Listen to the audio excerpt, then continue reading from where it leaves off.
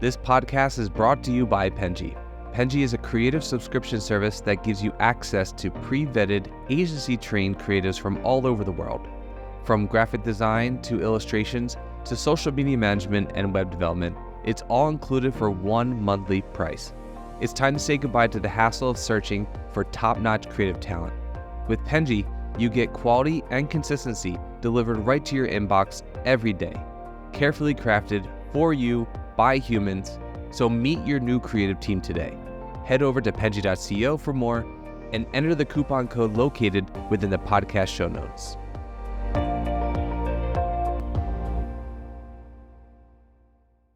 Okay, hello everybody. Welcome to the Fully Managed Podcast. You know what this podcast is about. We talk about business, we talk about marketing, and we give you guys tips to assist you in your business journeys. I'm your host, Daniela, and I'm Penji's Partnership Coordinator.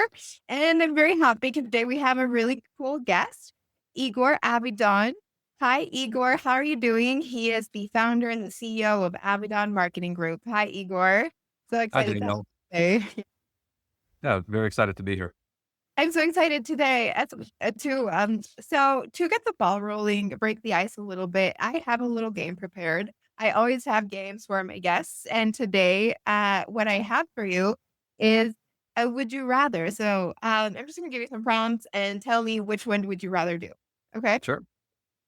You can only use memes to communicate for 1 year, or every time you text someone, it autocorrects it into a dad joke. The memes for sure. Yeah, the memes. Um, you're stuck in a group chat with 100 Elon Musks, or every device you own constantly auto plays Crypto Bros YouTube ads. Oh my God. Like the Musks. The Musks. Okay. Um, you can teleport anywhere, but only to IKEA locations. So you could technically go to like Switzerland, but the IKEA is there. Or you can fly, but only 1 inch off of the ground. Wow. Teleporting is probably much better. Yeah. Next question is, oh my gosh, here we go. Last one. Every time someone says blockchain, you have to do 5 push-ups or wear Crocs to every meeting for a year. I'll do the push-ups. Yeah, I like that. I feel like it makes a lot more sense than I feel like people don't say blockchain as much. Yeah, I mean, it's any extra exercise and, at my age is welcome. So, if it's something that makes me do that, then I'm all for it. Yeah, I agree. Exercise is always welcome. Well, thank you, Igor. That was great. We already got to know your preferences a little bit, but to talk a little bit more about your business, about marketing, can you tell us about yourself, what you do, favorite color, the whole shebang, what we got to know? Sure. So we are a SEO and content marketing agency. We've been in business since 2017, officially since 2018, but the beginnings were the foundation was laid in 2017. We're an end provider. It is our flagship service and is the only service that we offer, and we are very good at it. And we are very, highly adept at search engine optimization. Cool. Yeah.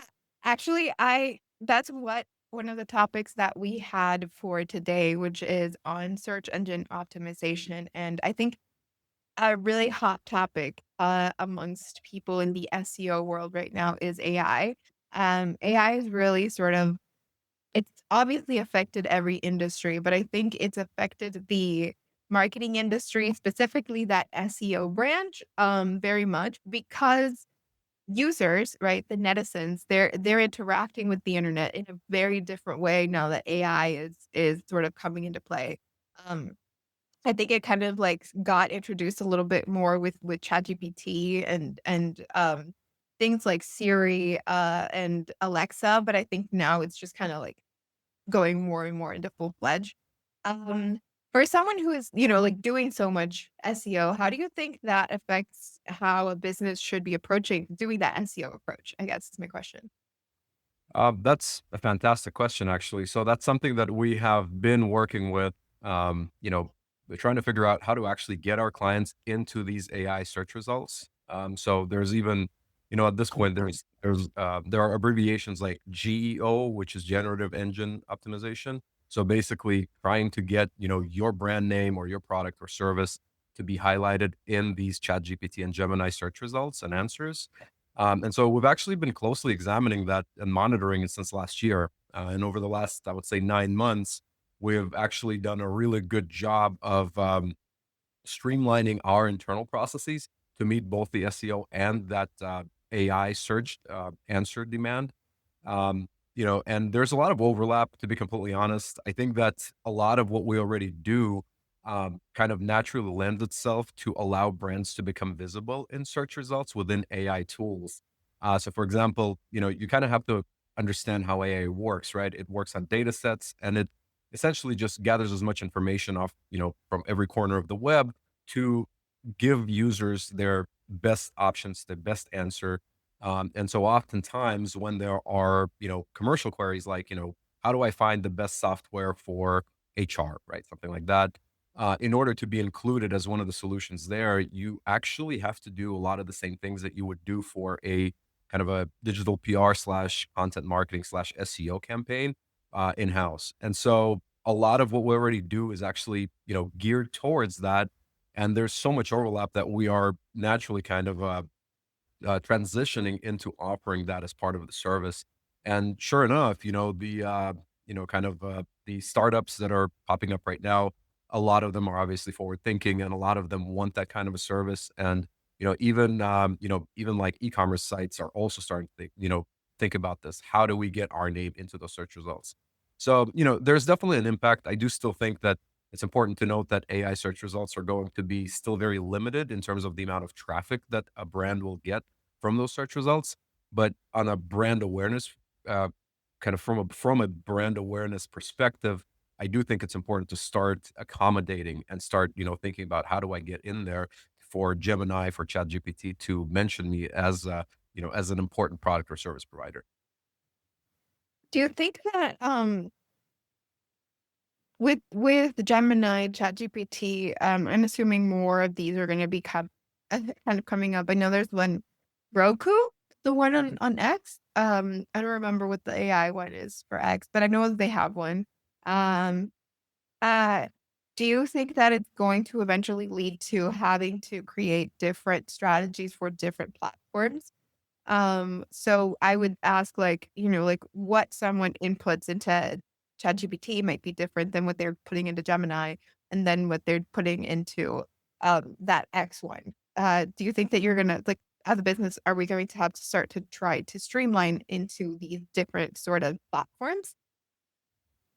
I think yes and no, right? So even right now, for kind of historically for SEO, for example, most people will optimize for Google, right? But there are still other search engines, right? Like Yahoo, Bing, DuckDuckGo, etc. And all of them have their own proprietary algorithms. And there are similarities. I think that there are a lot of similar factors that impact, how well you rank there, but they might be weighed differently, right? So links might be more important on Yahoo, whereas on-page optimization and user behavior metrics might be more important on, for Google, right? So I think that a similar thing will happen with these AI searches. People will interact differently, So for example, like voice searches are going to be a lot more conversational, right? So, how do I do something, right? Or, tell me the best brand of clothing that is, ethically sourced, right? So, so there are just all of these different variables that are going to dictate how each AI platform is being interacted with, and that's going to dictate a lot of how people are going to try to optimize for that. Now, because it's so new, it's very difficult to say exactly Yeah. how it's going to be done. We have little to no insights. So there's like no data, right? Like for Google, we have Google Search Console, we have Google Analytics. There are third party tools that offer us insights into how people search. Whereas with ChatGPT and Gemini and all of them, there isn't really a good data set that we can tap into to discover that and learn. So that's, again, that just speaks to the how early this technology is hitting us. But I think that with time, we're going to figure some of these things out. And that we are actually on our end studying how, specifically how ChatGPT and Gemini behave in terms of how they, how they provide answers and how they generate it. And, one of the simplest way to do it is to literally ask it, what made you give us that answer, right? So that's a nice thing is that you can literally ask it and, hope and pray that that's the honest answer. Yeah, no. I think what's interesting to me is just how much it's going, how it's moving so fast, right? I think a lot of people when it comes to AI are very skeptical because they feel like it's like, oh, it's like robots taking over Terminator, or because they're like offended that it's especially creative artists. I think I've seen a lot of people sort of have that complaint of it being, like stealing their work and all of this effort and demotivating in a lot of ways. Um, but I think like just don't see it sort of going away. And so I think the best thing that we can do is sort of try to adapt to it and work around it instead of rejecting it because I feel like it's at a point where it's also growing at a really fast right. And even though I feel like you still see some kind of weird glitches within AI services, it's only going to get better. Right. Which actually leads me to the question that I had for you regarding SEO, which is like, I think a big thing that we have heard about SEO is content is key, right? You want to have content so that you can rank really high on search. You can have like be the first one in search results of like, I don't know, cookie places in my area, and then that cookie shop is should just be, like, right up there, right? Yeah. Um, I think with the introduction of AI, that sort of focus is a little bit different. I think people because, like, if you're looking for a cookie shop, I think there comes in my opinion, sort of like the behavior of the user is also very different than what it was, before, right? People are not really scrolling through links as much as they're just like taking that one answer that they get on the top as at face value. Some people are using ChatGPT as the new search engine, etc.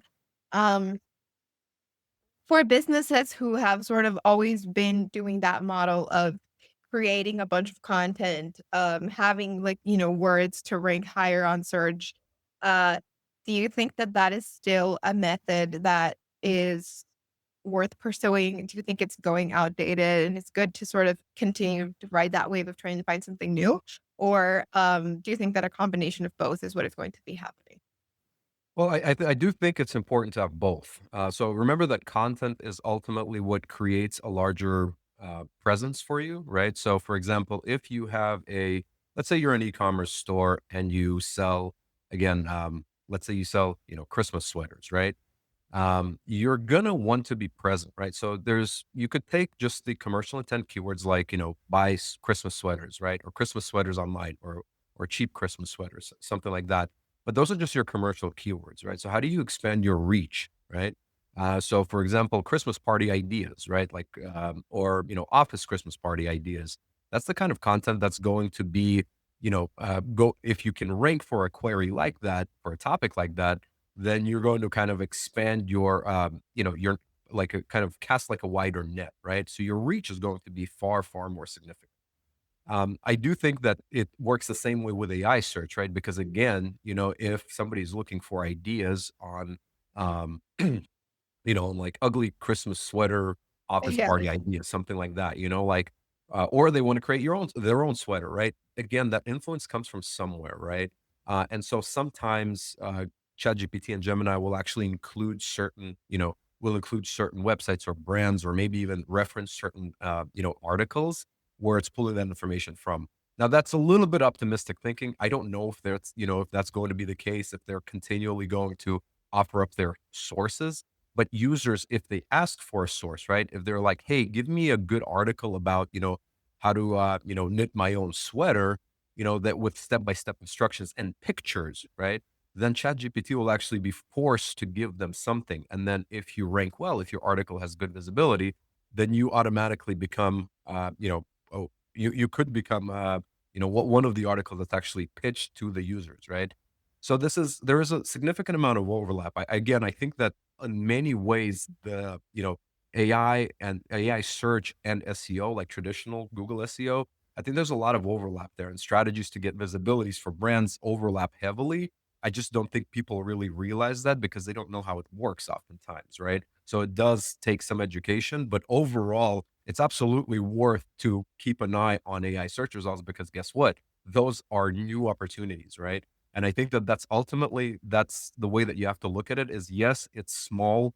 I think it's only like 0.1% of all referral traffic, not even other channels, right? Not organic, not direct traffic, but referral traffic is coming from ChatGPT and Gemini. So that's a very insignificant amount, but at the same time, that's rapidly growing. And I do think it's here to stay. I don't think that people can discount these AI searches because I think that Gen Z and Gen Alpha and on are going to continue to use this. I do think that there's room for both. Some people, millennials and older generations will continue to use Google primarily, in my opinion, whereas Gen Z and Gen Alpha will start to use kind of more of this generative answers.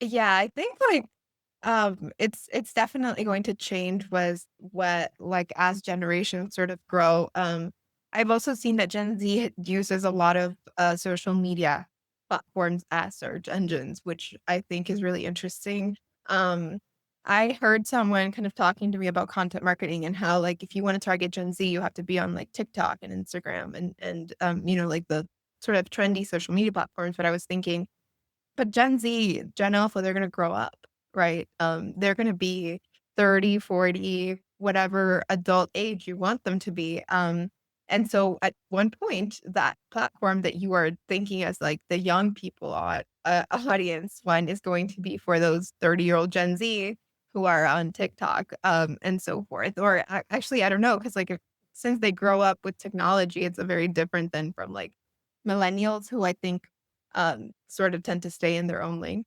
But I have seen sort of that big change kind of coming in. I also have noticed that a lot of businesses were kind of resisted because of budgeting. I think what when a business has a low budget, it can be a little bit difficult to sort of figure out what they're cutting out of a marketing strategy, right? Um, Mhm. when you were talking to someone who has budgetary restraints, do you think that SEO and all of these things that are happening with AI should be something that they should still want to put some or allocate some funds into, or it's something that maybe like they can sort of put to the side for when the business has gotten a little bit bigger and they can target these other types of people it at a future date, or do you think that SEO is one of the things that a business should prioritize from the get? So obviously, I will tend to have a more biased view on this. I do think that the organic channel and SEO are critical for a business, to do well. At the same time, I'm also a huge advocate for people not jumping into SEO without having a healthy budget first. So, in my opinion, SEO or the organic channel, they're kind of a supplementary channel in order to accommodate larger brand growth, right? So you have to have a profitable business in order to fund SEO. That's my stance. That's the way that I always, whenever speaking to prospects, if it's a smaller e-commerce shop, that cannot afford the monthly SEO services and they're thinking about going into debt for it, I always advise them against it because frankly, it just takes time. It's not it's a very slow growing channel that, can take anywhere between 9 to 12 months before you start seeing those returns really. And obviously whenever you're thinking about SEO, you're thinking, 3, 4, 5 years out, right? So that's ultimately what the mindset should be for these business owners. Now, you know, that also means that yes, they're going to have to figure out how to get that initial traction, right? Whether it's paid search advertising, whether it's, social media advertising and, influencer advertising, whatever it might take, that's what they should do. But ultimately it starts in-house. And actually the biggest piece of advice that I give to every prospect to whom I say, don't invest in SEO right now is to learn the basics of SEO and at least accommodate some of the basics so that they at least understand, when they're looking for professional SEO help, that they know what to look for, right? They know the difference between a good link and a bad link. They know the difference between great content and really poor quality content that was, generated by AI or written somewhere, offshore. So there are things that you should know about SEO on your own before you kind of dive into it in order to be a properly educated client and get the most out of it. Yeah, I feel like if that's really important. At Penji, we do graphic design, and one of the services that we do is UX UI. And that's like a big thing where I think we also sort of stress that, you have to be an educated client when you're going into web design because SEO plays a part into it. Right. You're making a website and that's going to be a part of the strategy. So you have to like very much understand a lot of it before you just kind of go in and say, I want a pink website to sell my shoes. Um, so I think that that's like a really important thing that always sort of comes up. Um, my other question for you was regarding content, actually. Um, I think a lot of these sort of like when a business is getting started, when the budget is limited, aside from whether or not they put money into SEO, I think a lot of the concerns that I see are um, not having bandwidth to create content tailored for every single group that they are targeting. Um, obviously, like a one size fits all type of thing doesn't really go. And I think it's like very logical, and a lot of people know this, but unfortunately, a lot of people say like, "Well, I don't have money to do anything other than a one size fits approach." So, what can they do to kind of work around that if they are trying to sort of tap into that part of creating content, like doing all of this SEO work, but they probably only have for like one specific thing that they can do. Yeah, I mean, absolutely. You just take, you don't need a pie starting, from every edge, right? And you don't try to eat all of it at once. You just take a slice, right? And you work on that slice, and then you come back to that pie and you eat the rest of it until it's done. So, ultimately, I think that you just strategically you pick what kind of content, who you're trying to market to, who do you really want to capture, what is your lowest hanging fruit opportunity, and then go after that, whether it's targeting a particular audience, whether it's going after a particular channel. That's just a smart way to approach your, business development and marketing. And, ultimately there is no one size fits all approach, but at the same time, you can make impactful gains when you take it, one step at a time, right? And so I think that even if you can produce one article every month, right, or if you can allocate, a couple of $1,000s worth of advertising into a single month to, target your, highest, you know, kind of highest profit margin product, right? Something along those lines, just do some things, take it a little bit at a time. And no matter where your budget is, ultimately, I do think that there are successful ways to, to market and develop your business and build your brand, even if you just commit, as little as an hour, a day to it or an hour every week to it. Yeah, for sure. I think like anything I think is good, even if it's just a little, as long as you're doing it. I think it's worse to do nothing. And kind of just staying within that, I don't know, mindset. Um, do you think that content is something that is easy for any business owner to create now that ChatGPT is a thing and you can literally put in a request of like, hey, come up with ideas that I can post for my business?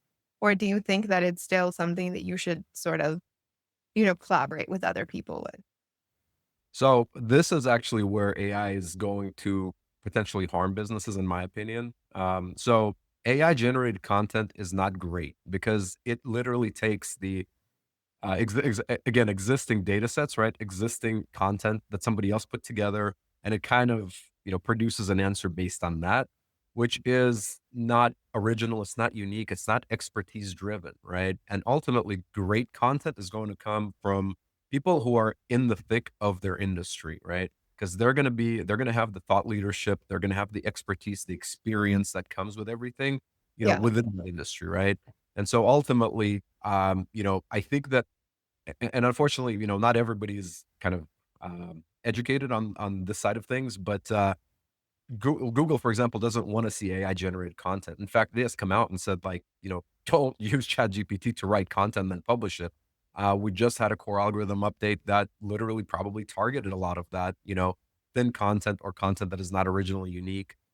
We've also had the kind of the EAT side of things, which is experience, expertise, authoritativeness, and trustworthiness, which basically is it's the importance of authorship, right? So are you somebody whoever you are and you're writing an article, are you an actual expert in that subject matter? If you are not, then Google is probably not going to rank your article for it.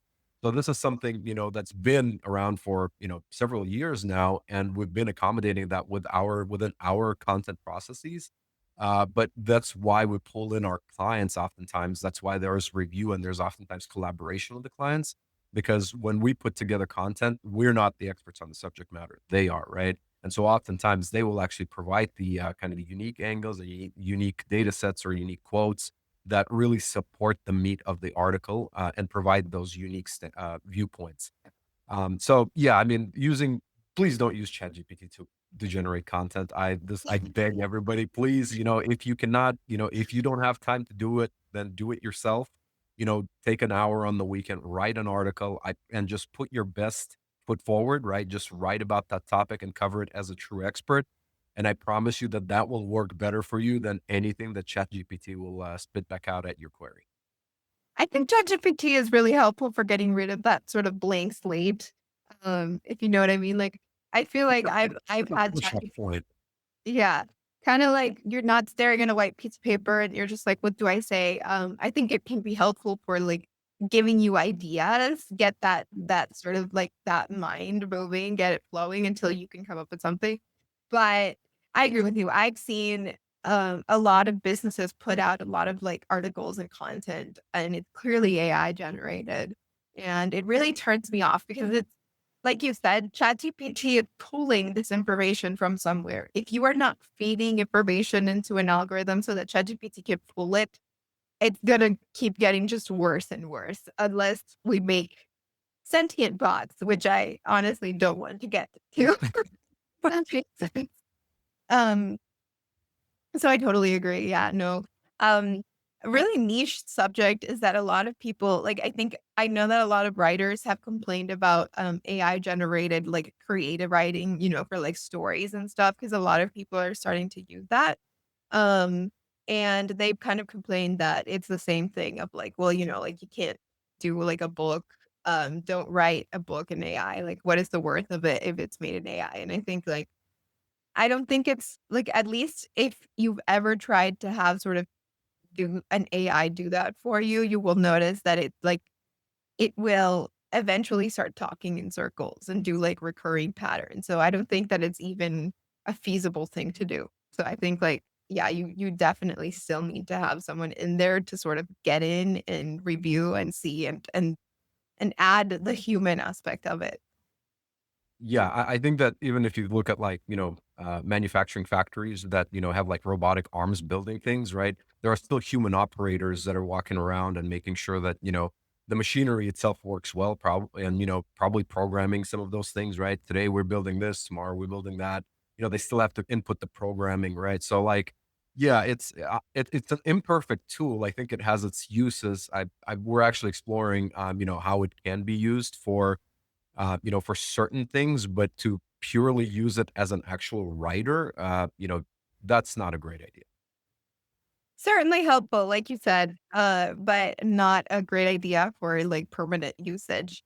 And I think this is a great note to end the podcast on, Igor. It's been so great to have you. But before we end it, I do want to give you the space to promote anything, to plug anything. If anything we spoke about today resonated with our audience, anybody's looking for SEO work, or you're looking for people to work with you, space is yours. Yeah, I mean, honestly, we are highly competent at what we do. I personally take care of all the prospect, initial communications and after that. So if anybody has any questions or if you're curious about our services and would like to learn more, please just reach out on our website. That is, the contact forms on the website is the best way to get in touch with us, and I will be the person replying to. Awesome. Yeah, I will be adding the links to that on the descriptions video so that anybody can go ahead and talk to you and see it. And thank you so much for being here, Igor. It was so great to have you on the podcast. Thanks for having me, Daniela. That was great. It was great. Thank you. You've been listening to Fully Managed, brought to you by Penji. Check out the show notes to learn more about today's guest. And to learn more about Penji, the human-first creative subscription service, head over to penji.co. And by the way, if you're still listening, it would mean the absolute world to us if you were to share this podcast with a friend and, of course, subscribe.